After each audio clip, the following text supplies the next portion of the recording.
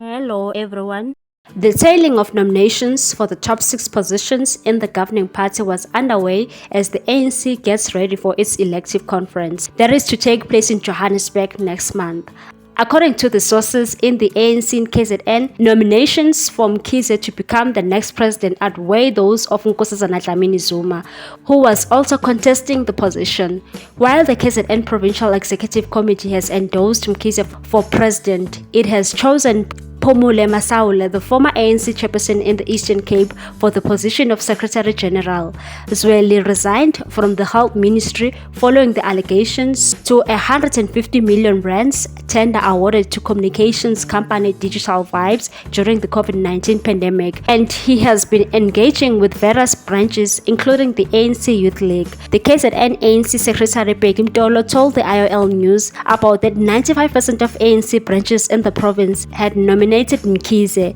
He said, "We are 200% confident that he will be the party president next month." He also said Mkhize's endorsement by the party's youth league demonstrated that he was a national and not just a KZN leader. Dlamini Zuma, who is challenging the position for the second time, was endorsed by her branch in Durban Central and also received support from Ubaba Jacob Zuma, the former president.